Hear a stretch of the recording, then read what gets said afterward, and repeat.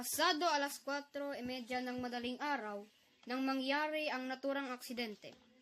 Bakas pa rin sa pinangyarihan ng aksidente ang mga dugo na nagkalat sa pader. Dahil sa lakas ng pagkakabangga ng motor, malaki ang natamo ng dalawang biktima, lalo na ang nasabing driver ng motor na idinalagad sa pribadong ospital. Sa investigasyon, sira ang ilaw ng motor at nawalan ito ng preno kaya bumangga ito sa bakod ng bahay ni Mang Pierre.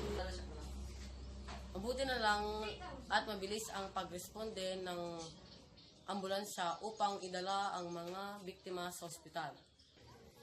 At hanggang ngayon ay iniimbestigahan pa rin naman ng naturang aksidente.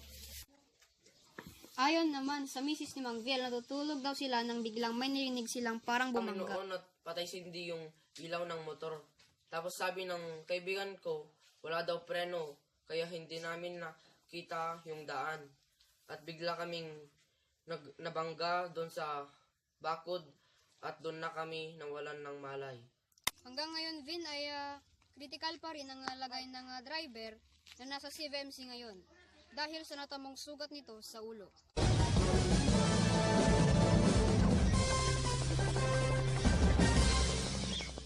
Yan lamang ang aming nakalap na balita ngayong araw nito.